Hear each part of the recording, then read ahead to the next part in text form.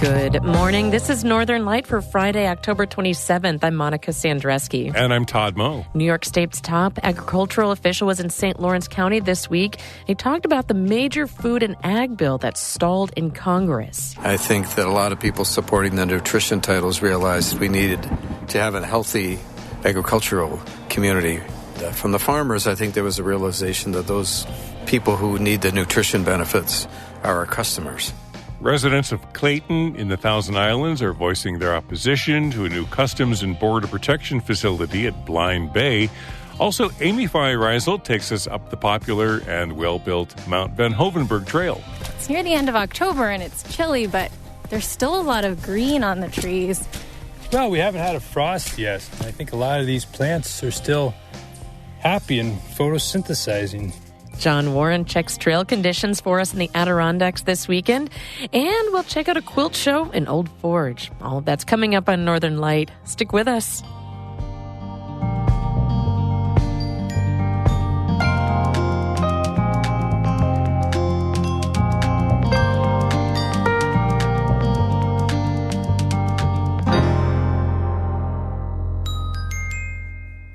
Broadcast of Northern Light here on North Country Public Radio is supported by the Depot Theatre, Westport, a professional equity theater in the Adirondacks celebrating its 45th season, depottheatre.org.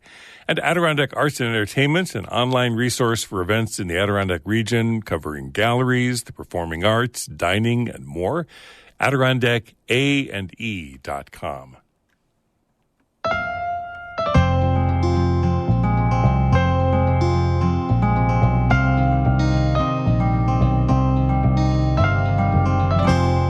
This is Northern Light. I'm Monica Sandreski. And I'm Todd Moe. Thousand Islands residents showed up at a public forum on Wednesday night to voice opposition to a new Customs and Border Protection facility at Blind Bay on the St. Lawrence River. According to WWNY-TV, the meeting was so full that there weren't enough chairs to go around. CBP wants a new facility to replace its current one on Wellesley Island. An environmental assessment draft released last year said the site would include housing for agents, a detention center, a dog kennel, and storage for boats. But local environmentalists and many residents say it's a pristine natural environment and a crucial habitat for fish. They're urging CBP to build at another location instead, Bonnie Castle Stables. The Clayton Town Supervisor said the town board is 100% opposed to the Blind Bay idea. Senator Chuck Schumer and Congresswoman Claudia Tenney have also expressed opposition. Tenney announced in August that CBP was scouting another possible location, but the agency has not ruled Blind Bay out. Governor Hochul signed 3 laws this week that will benefit people who live in manufactured homes, often called mobile homes. One new law would give manufactured home owners the right of first refusal whenever the owner of their manufactured home park wants to sell the land. That means more manufactured homeowners may come together to form associations and buy the parks they live in. It may also decrease sales of mobile home parks to corporations that hike up fees for residents. Another new law would make it easier for banks to offer mortgages on manufactured homes. And the third will bring New York State into compliance with federal laws regarding penalties for poor manufactured home construction and maintenance. The Farm Bill is critical to the nation's food and agriculture systems. It funds SNAP, formerly known as food stamps, and programs for people on low incomes. And it pays for crop insurance, land conservation, and training for farmers. But the Farm Bill is stalled in Congress after lawmakers missed their September deadline. Farmers in the North Country are waiting to see what will happen. New York's top agricultural official came to St. Lawrence County last week to talk about the Farm Bill. Catherine Wheeler reports. Members of the St. Lawrence County Farm Bureau met at the Old Smokehouse in Madrid this week for its annual meeting. Members ate barbecue and discussed what local, state, and federal programs and funding they wanted to support. But they also heard about an important piece of legislation for all farmers. The Farm Bill is easily the most complicated piece of legislation that Washington deals with, usually every 5 years. And we don't seem very close to getting it done right now. That's Richard Ball. He's the commissioner of the New York State Department of Agriculture and Markets and the night's special guest. Ball says he spent a lot of time last year traveling around the state to hear what New Yorkers had to say about the Farm Bill. He was surprised at what he heard. I always heard people arguing about where to take the money from and to give it to. And it was typical to say, don't cut agricultural programs, cut food programs, and vice versa. But this year I didn't hear any of that. Ball says he thinks people who are usually on opposite sides jockeying for federal money realized during the COVID-19 pandemic that all of these programs are vital to the food system. I think that a lot of people supporting the nutrition titles realized we needed to have a healthy agricultural community here that could feed their people and their clients. And from the farmers, I think there was a realization that those people who need the nutrition benefits are our customers. He says New York State needs a farm bill that's more relevant to what's happening here. That means building a resilient food system and supporting programs with safety nets. Those are things like the Dairy Margin Coverage Program, which covers farmers when the price they're paid for their milk falls below how much it costs them to produce it. The dairy industry is the largest part of the state's agriculture sector, and St. Lawrence County is the third largest milk-producing county in New York. Making sure that that industry remains a viable way to make a living. Those are things that keep me up at night.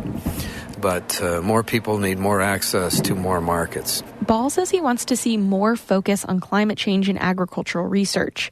The U.S. has slipped behind China on spending for ag research. Legislation in Congress will be able to work its way through the House now that the Republicans have chosen a new speaker. But the two parties still seem far apart on the Farm Bill. Politico reports lawmakers are warning about a long extension of the bill, which could mean debates during the election or even saving it for the next Congress. Catherine Wheeler, North Country Public Radio in Madrid.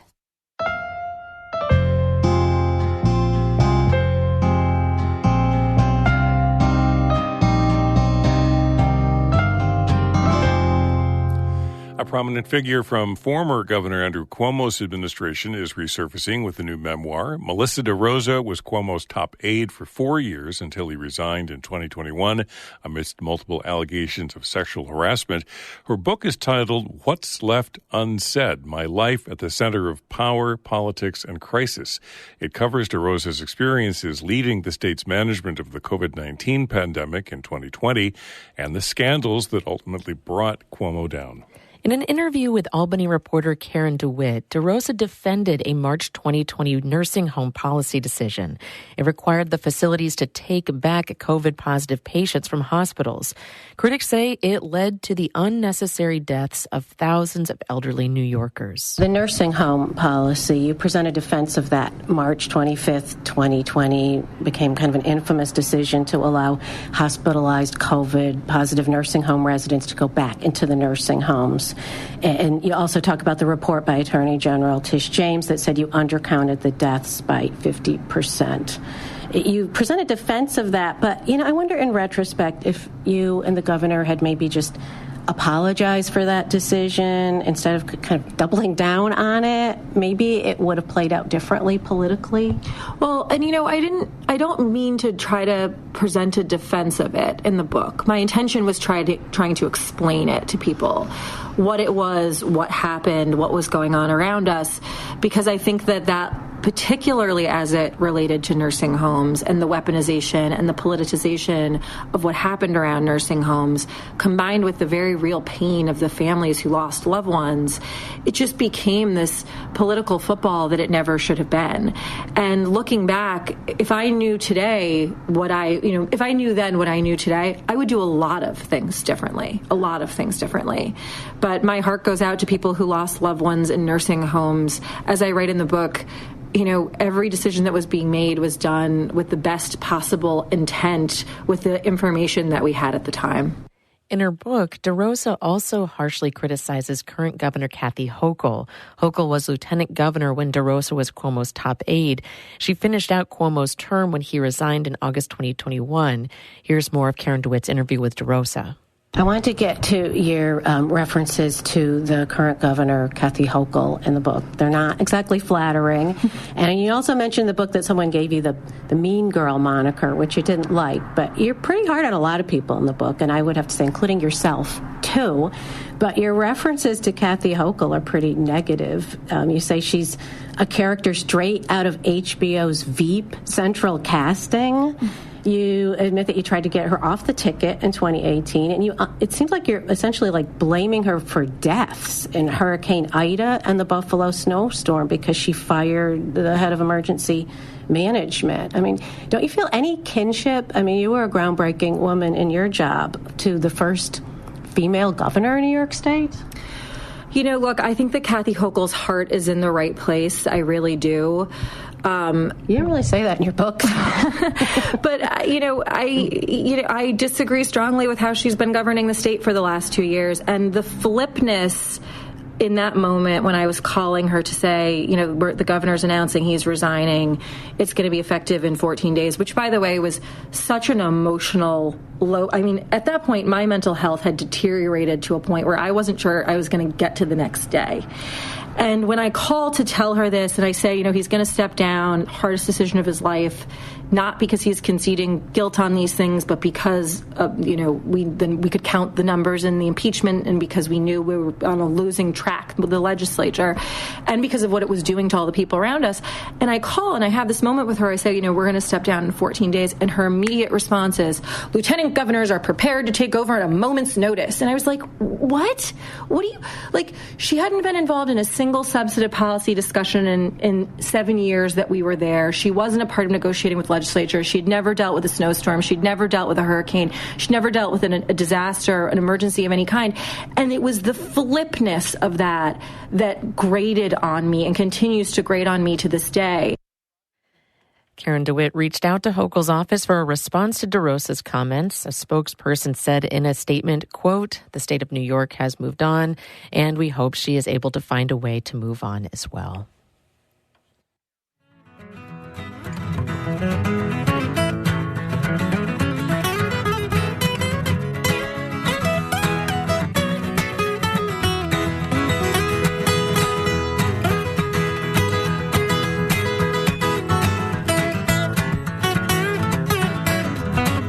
You're listening to Northern Light here on North Country Public Radio. It's 8:12. Good morning. I'm Todd Moe. And I'm Monica Sandreski. Coming up, it's going to turn it cooler this weekend, and John Warren checks outdoor trail conditions in the Adirondacks. That update in just a few minutes here on Northern Light.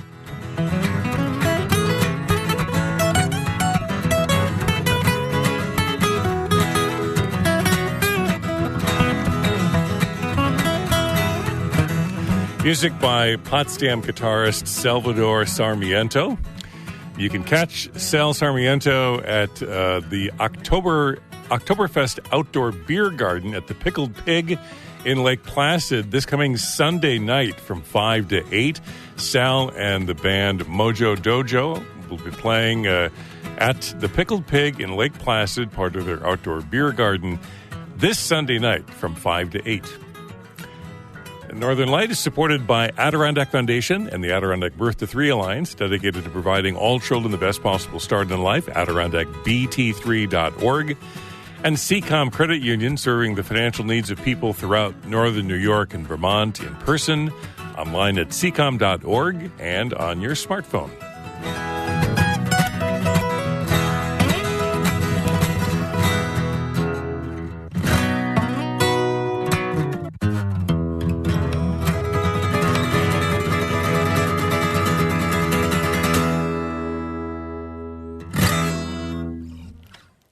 Adirondack trails are famously steep, and many of them cut directly up mountainsides.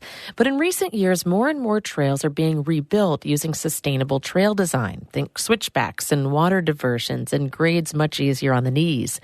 Mount Joe's new trail opened just a few weeks back. A new trail for Cascade Mountain is scheduled to open sometime next year. And one of the first Adirondack trails to be rebuilt in this more sustainable way was Mount Van Hoevenberg, which reopened in the fall of 2021.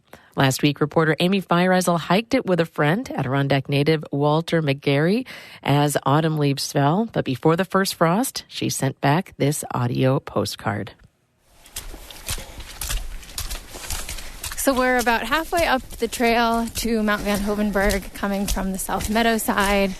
It's a little damp out. It was raining earlier, but right now it's clear, and there's even a little bit of sun poking through the cloudy sky. But what's really wild is It's near the end of October and it's chilly, but there's still a lot of green on the trees. Well, we haven't had a frost yet. I think a lot of these plants are still happy and photosynthesizing, They're doing their thing. It's been so warm. There's plenty of water on the ground. It looks like it's spring almost. These are all baby maple plants or maple trees right here. You can see their mother trees are back there, and the deer love these. Lots of sugar in them. This is just such a beautifully built trail.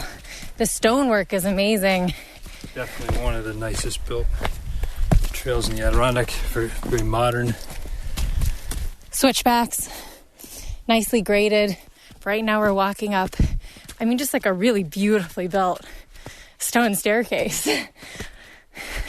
And you can see some of the chisel marks on the rocks where they've been split. And it just keeps going. The stairs just keep going up. I can't even fathom how much work and skill it took to put this together. It's one of the places where you really see big trees. The loggers just didn't make it up here. And there's big spruces and birches and big cherry trees every once in a while. As we've been climbing higher, it's definitely been getting chillier and a little darker too, because it's mostly all conifers now. So you're sort of surrounded by walls of green on both sides, lots of moss, lots of big boulders and fallen trees with moss on them. We're definitely starting to see light, and I think we're getting near the summit. Oh, wow. Oh, it's so beautiful. Wow. It's just this expansive view of the mountains, and you're looking down into sort of this swampy marshland with like a river running through it. A lot of the landscape is like this sort of light gray with these pops of like almost neon yellow and green kind of peeking through. And okay, this is where you can help me. What mountains are we looking at? Well, straight ahead is Algonquin with Wright Peak in the foreground, and to the right of that's Indian Pass, but moving left of there is Colden, and then the big one's Marshy. It's an amazing view of a lot of the high peaks. You can see most of the Great Range there as well, Basin and Saddleback. And the clouds are just beautiful. They're sort of like... Yeah, the tips of the mountains are up in the clouds. And there's a little bit of sun, though, peeking through, and a little blue up high. It's just... It's stunning in the summer, and it's stunning, when there's all of the color. But right now, when a lot of the leaves have fallen, it also has this sort of just naked beauty. At the top of Mount Van Hoevenberg, I'm Walter McGarry. And I'm Amy Fireisel for North Country Public Radio. Check out photos of the hike at ncpr.org.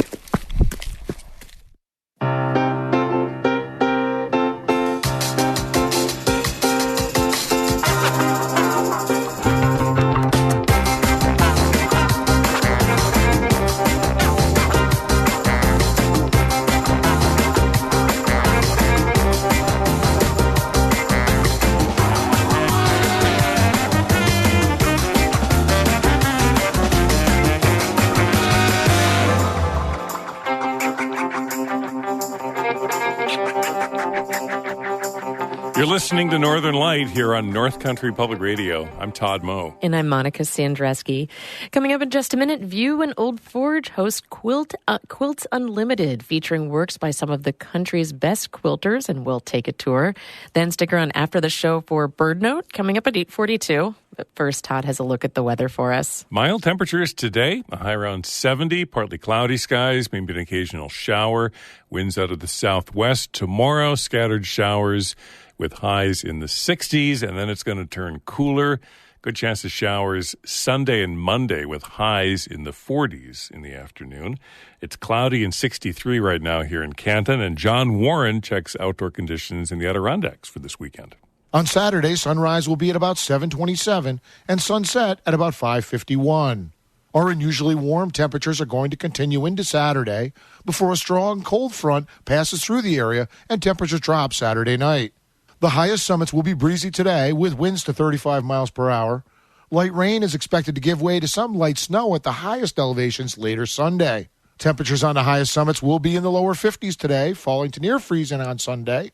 Wind chills are expected to hover around freezing on summits today, then mostly in the lower 20s through the weekend. Be prepared for winter conditions, carry traction devices, and be aware of short days and freezing nighttime temperatures. The Keene Valley Route 73 hiker shuttles are no longer running. Parking reservations are still required for the AMR hiker parking lot on Route 73 and entry through AMR trailheads until Tuesday. Water levels around the region are at or a bit above normal for this time of year, but stream crossing shouldn't be a problem this weekend. Water temperatures remain mostly in the 40s to lower 50s, but will be falling by the end of the weekend. Bear canisters are still required for overnight users in the High Peaks Wilderness, and the Clear Pond Gate is closed, and there is no hiking on the Elk Lake Conservation Easement until December 4th. And another reminder that at this time of year is the peak time for motor vehicle collisions with deer and moose. Be on alert at this time of year, especially at dawn and dusk. Those are the outdoor conditions in the Adirondacks this weekend. For North Country Public Radio, this is John Warren from the New York Almanac. Online at NewYorkAlmanac.com. You're listening to Northern Light right here on North Country Public Radio. It's about 20 after 8. Good morning. I'm Monica Sandreski here with Todd Moe. Several galleries and hallways at View, the Arts Center in Old Forge, are filled with quilts this season. This year's Quilts Unlimited show features the work of regional, national, and international quilters working across genres from bed and wall quilts to art and abstract quilts. The exhibit, which continues through December 2nd, includes more than 70 quilts, and our Todd Moe stopped by this week for a tour of the show. My guides for a tour of the exhibit include Catherine Underhill, Executive Director at View, Kelsey Mayo, Exhibition Manager, and two longtime View volunteers and supporters, Linda Cohen and Claire Oler. The juried exhibition includes quilts created by some of the best quilters today. Pick a subject: birds, flowers, landscapes, houses, people, geometry. It's all here in a range of techniques and designs from traditional to abstract. Director Catherine Underhill says even for someone who's never sewed, the quilts are stunning. I think they really are, and each one, I mean, you can just stand and look at it for a long time because they're all exquisite. They really are, and so different. Yeah. I think the variety is one of the really interesting things about the show. I know this sounds silly, but this space just makes me smile when I walk in here with all this color and the texture and the design and the it's amazing. It really is. It's incredible. And this is a wonderful show for showing off the building, and the building is a wonderful place to show the quilts. Linda Cohen helped unpack and organize the show. We were working on it, and people were coming in and whatnot. Kept saying, "Oh, this is just such a perfect place for it." And the quilters say, we don't go to shows that are up like this on walls. They're on racks, and you sort of go through them. Yeah, this is stunning. Before we leave this room, I think we need to see Umbrella Man. Mm-hmm. The Umbrella Man is one of my favorites. The Umbrella Man quilt, or Rain as it's titled, was chosen as the photo on the cover of the gallery guide, and all four women agree it's a showstopper. Quilter Sandy Curran created the multicolored image of a man in a hat and coat holding an umbrella in the rain. It reminds me of a Monet painting with heavy gobs of oil paint. But this is fabric. Linda and I opened that box. Do you remember that? We, of course, were on top of it, so we're close. That's quilter Claire Oler, who organized the show. And it wasn't until we moved it, right? Mm-hmm. And stood back, and you could go, oh my gosh, do you see what that is? What would the process be in putting something like this together? Like, how would you envision you'd approach a piece like this? Well, it could be that they layered the pieces on top of each other, and the quilting, it could be Wonder Under, which is a fusible product that fuses one layer to another. I see. But the edges aren't sewn down. It's pretty outstanding. Oh, look at that. Yeah, that's an interesting piece about quilts, too, that With that, Linda, wearing a glove, lifts a corner of the quilt for a peek at the backside. The backs are equally extraordinary, which is a thing, Yeah, it's those of us who don't know. Yeah. Right, exactly. It's not just the back of a canvas, it is artwork as well. Because of the layering. Layering, yes. Yeah. It makes a difference. It's interesting. I'm Claire Oler, and I've lived here since 2004, and I've been involved in this exhibit all that time. Quilting, you get me started, I can talk about quilting all day long. There's something just so wonderful about it. Claire, what do you hope that people sort of come away in seeing a show like this? What do you hope, like me, I'm just like beaming with smiles. But, yes, you are. What would you like people to come away with? I would like people to understand that fabric and fiber are art. And it's been a long while, for people to come to that realization. You look at a watercolor or pastel or oil and you say, well, yeah, that's art. But fabric is art also, can be art, right? And here in this facility, which is a beautiful place, I think people can grasp that image better. And it doesn't have to be considered an art quilt. It could be a more traditional quilt. But that is art. It's the way colors are put together, the fabrics, the textures, etc. And I think we are seeing more and more appreciation of that. So it makes me feel good. Are you a quilter? Oh, yes. Of course I am. Kind of a loaded question, sorry. Yes. If you had time, I'd bring you to my studio. What do you love about it? What is it about quilting? There's something about it's calming. It answers your artistic nature. You can do something simple. You can be more complicated. I don't know what it is about. The flexibility of it, too. Definitely the flexibility. Yeah. Like, I work in fiber and glass, so glass is, you can easily make a mistake and then it's over. But with quilting, you can either cut it up or add it very quickly, and it just gives you more freedom, and you don't have to kind of be so, stressed and, shoulders high when you're doing it. You can just calm down, and usually you're in a comfortable space when you're quilting. You can be at home doing it. Although we just held a quilt conference last week, so everybody brought their sewing machines and all their sewing gear, so to speak, and we had classes upstairs, and it was phenomenal, right? Yeah, we took a class together. We did. Yeah, we it was great. It's just wonderful. It's very relaxing, it's very calming, and it's educational because you learn something new every time. So, and it's good community. It's good community. Yeah. That's excellent. Yes. I'm Kelsey Lynn Mayo. I am the exhibition manager and curator here, so I curated this show where I figured out all the placing, and after it was juried, so it's a challenge, but a great challenge. Is it just, are you excited to see that it's continuing and it's relevant today as it was 100 years ago? And in a different way, yeah. Absolutely. Yeah. And it is heartening to see that continue. But, it's art, so you want art to continue for its own sake. As Kelsey said, it's community, it's being involved with other people. You can quilt at home on your own, or you can get together with groups. That's why we have quilt guilds. It offers a lot. In my generation, there's starting to be a resurgence in using your hands and being able to do things on your own again. And that's something I like to see. I'm particularly between craft and art, so I just love to see people being like, oh, I actually can do this myself and I can learn. And people are coming here, and you're starting to see younger people get active, and we have classes that younger people are coming to learn how to sew. Sew or stitch or knit or all those things. And Kelsey, I asked Claire, I'll ask you the same question, and that is sort of what you would hope visitors would come away with in seeing this show, and renewed respect for quilting and the art. Yeah, I think for people to see that it is an art practice is particularly important, that it's not the quilt you maybe have in a trunk at home that was your grandmother's and maybe you don't see it very often, but you can actually be hanging them on your walls and appreciating them every day and take it home with you. Yeah. Particularly if we have our 10x10s and table runners out there, it gives the chance for people to affordably buy arts, and then there's also pieces here that people could, really invest in and have in their collection. This is great. Thank you both. Thank you for coming. Oh. It's fun. The Quilts Unlimited show at View in Old Forge continues through December 2nd, and it includes more than 70 quilts, table runners, 10 by 10 wall art pieces as well, covering hallways, galleries throughout